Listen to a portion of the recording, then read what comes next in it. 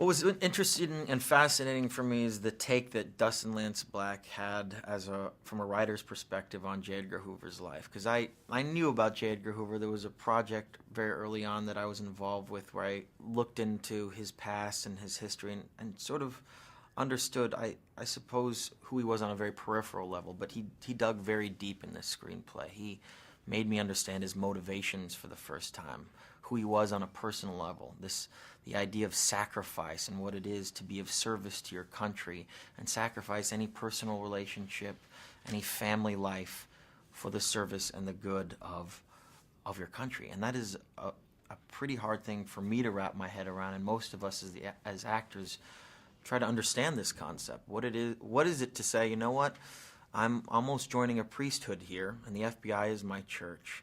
And what is important for the FBI is important to me, and if that means not having any personal life, that means not having any personal life. And understanding the motivations of his mother and how she was this strange stage mom in a way in the world of politics. She wanted her son to be rise to great glory and fame in the world of politics, and he lived with her until he was 40 years old. I mean, this is a very bizarre figure in American history, but a man that held a position of power for 8 different presidents for over 50 years. His power was unchecked, and his belief system from the 1920s carried on all the way to the 1960s. It's a fascinating portrait of how absolute power corrupts absolutely, and how if there aren't great checks and balances in our political systems, things can go awry, because he did some very detestable things towards the end of his life.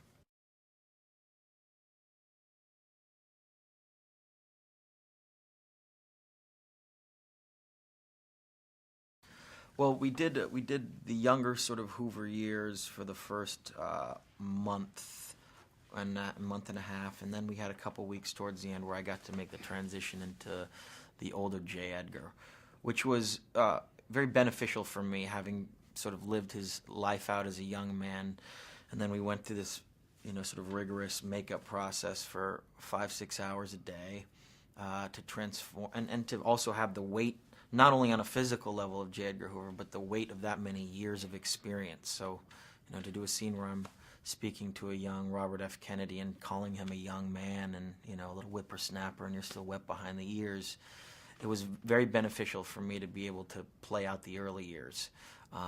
But it was very claustrophobic towards the end, You almost have to slow your heart rate down and slow your movements down and change who you are on a physical level.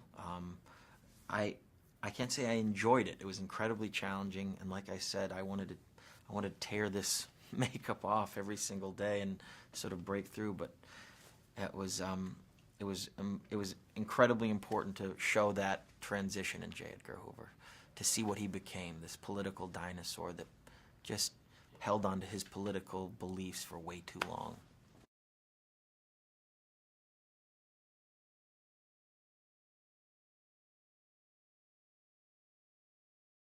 I didn't know a lot, and when my agent told me it was about Hoover, I thought he was talking about the president.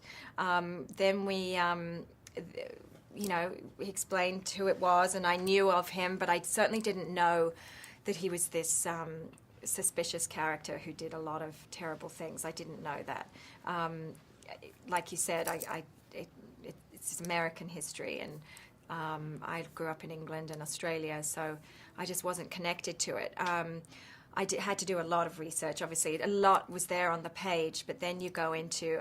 They've thankfully sent me this fantastic kind of package of DVDs, all kinds of things taken from YouTube. There's been quite a few documentaries made, a lot of literature available. But the hard one was trying to find information about Helen Gandy. I mean, her whole job was to be in the background. She wasn't in the foreground, which obviously Hoover was. So trying to piece together the little bits of information that were available was tricky. There wasn't much focus on who she was as a person, and does she have a personal life, and what's her feeling about him. There wasn't opportunities so much to put that on the screen, but yeah, certainly interesting information for me to try and find out or make up if I can't. find it out.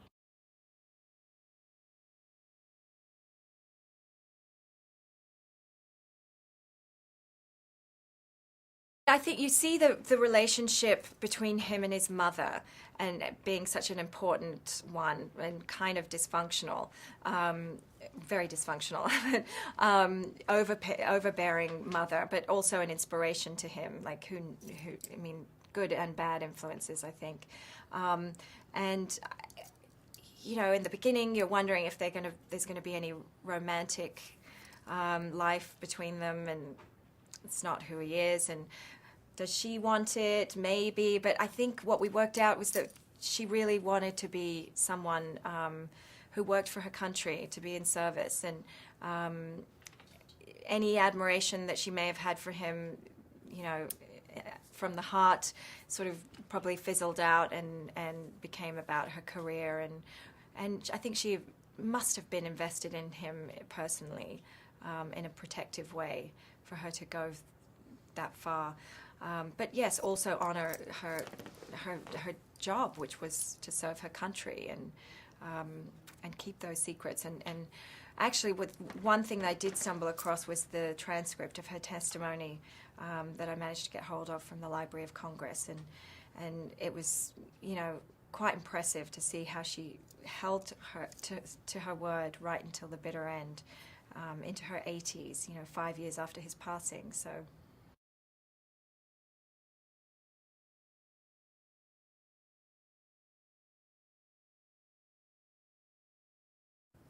He just knows what he's doing. He knows what he wants. He's very quick to get it. I mean, I can't believe how quickly he works. It's great for an actor because you're always on your toes. And a lot of the time, you're sitting around on the set, you lose focus because it's hours in between lighting setups and what have you. But with him, you know, 10 minutes is the most you'll ever wait. So that's great, and I think that must be because he is an actor, and he doesn't want to lose the flow, the creative flow that an actor is in, you know, to create these scenes.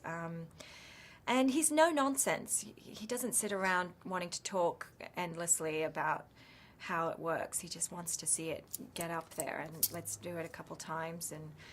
And he shoots a lot of coverage so that he can work around it. But he also does a lot of great big master shots as well.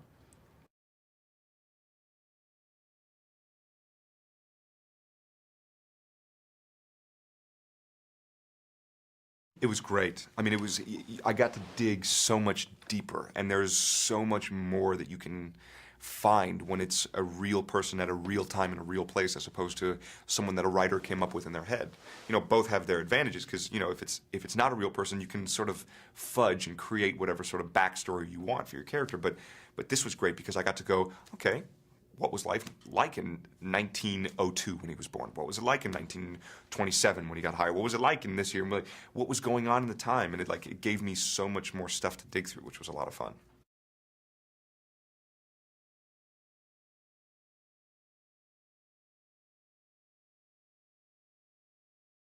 These are two guys who had a very strong bond, and you know, they had a very complicated sort of relationship. I think Clyde, for J. Edgar, was the guy who got through his sort of I am the director and treated him like a human being and didn't let him get away with anything and challenged him in a way that nobody else could. And that, in a way, sort of wanted J. Edgar to shove away Clyde, but at the same time, he had to have him close. And, you know, I think for Clyde, there was just, apart from having a tremendous amount of respect for the man and seeing what it is that he's capable of, there was a thing in J. Edgar that Clyde knew that was very similar to what he had in himself, and he just wanted to be able to make Edgar comfortable enough to be able to say, I feel these things, I acknowledge it. Clyde, please, like, accept this. And that's all Clyde wanted. And I think he never really got a full culmination of that, but the kiss at the end on, like, the forehead, I think was like, I would have waited another 40 years for that kind of thing, you know?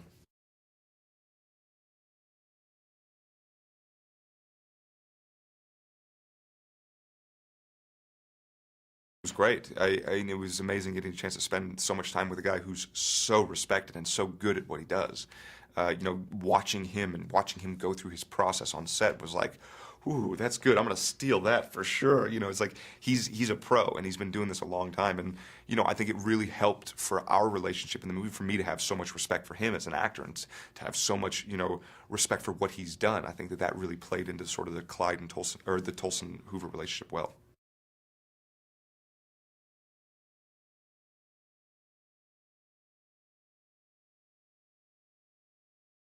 Yes and no. Like, it was never not fun, but sometimes, like, I would want to have more fun than I probably should have been having, just going, Clint Eastwood, man, this is awesome, you know, and like sort of getting lost in it all. But Leo was great for that because, you know, as soon as Clint would say stop or cut or whatever, boom, Leo would go right back to his script, like putting his head right back into it, getting back into that, working on the accent, working on the diction, all that stuff. So then I'd, you know, be like shooting the breeze with like Bruce, the grip, who worked on Goonies. Like, tell me about that thing. Oh man, that's great. And then like look over at Leo and be like, oh right, yeah, okay, sorry, I have to focus now, you know. So that was great.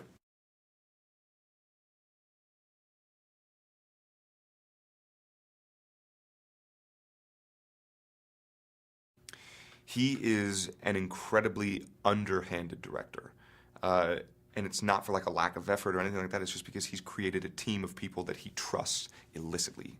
And you see that and you feel it on set. So it's a very trusting atmosphere where a lot of sets can feel insecure because the director's not sure, or this or that, or oh, the actors aren't sure, anything like that. Like, it was none of that. It was just like effortless, like ease and excellence.